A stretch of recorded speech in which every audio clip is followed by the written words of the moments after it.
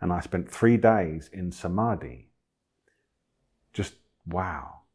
And then a thought came. I hope this never ends.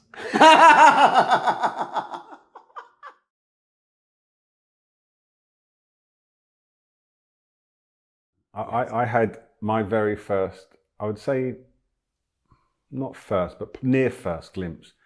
The first one, I would say, I just mentioned it because I know I have. I was about 14 and I was in gangs, in kind of bad gangs in London.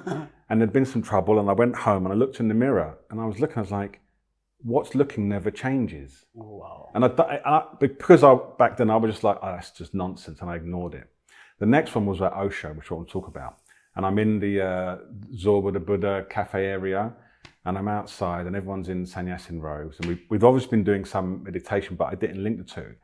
And I suddenly picked up a spoon and I was like, what the hell is a spoon? It sounds a bit like the Matrix actually, but wow. What is a spoon? And I'm like, what is a tree? I'm like, what is any of this? And that faded. But my big one that was really powerful was I met a teacher called Nuru. And I described the first teacher that helps you awaken as the root teacher. This is a tradition. You have other teachers, but you have a root teacher. Mm-hmm. And she was my root teacher because I went to her talk in Arambal. So I'm sure you remember, but when you finish Pune, everyone goes down to Arambal for, yeah. Exactly. I love you. Joe, I love you. I love you too.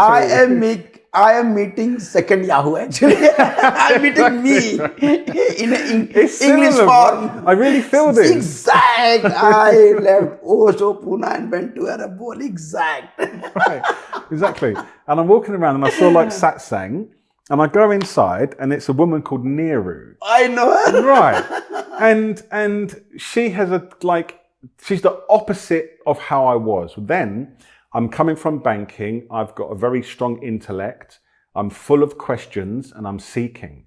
And she's like, this, ha, ha, ha, ha.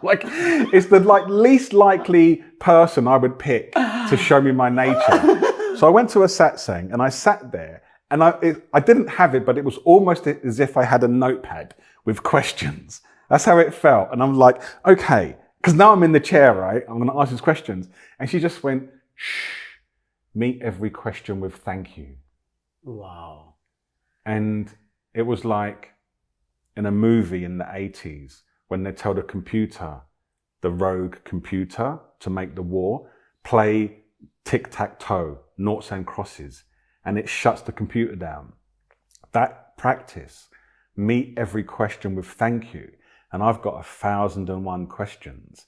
It was just thank you, thank you, thank you, thank you, thank you. And my brain closed. My thinking just subsided, and I went to my hut, and this was 2004, December 2004, and I wrote down my initial awakening, and I read it now and it's still true today, so clear. And it's like, wow, am I awareness? Am I this? I am all there is. I am love. And then I stopped and I spent 3 days in samadhi. Just wow. And then a thought came. I hope this never ends. And as soon as that came, it went gunk. I'm like, no, don't go. Gunk. Wait. No. Gunk.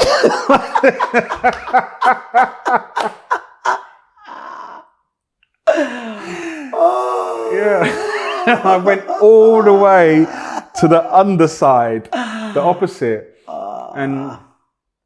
But the teaching was, one, there is awakening.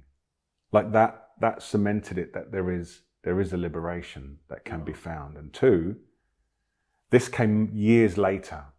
And it's one of the biggest mistakes I think people make these days.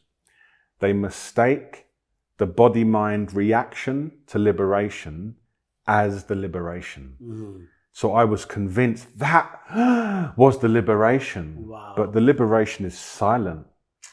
It has no expression.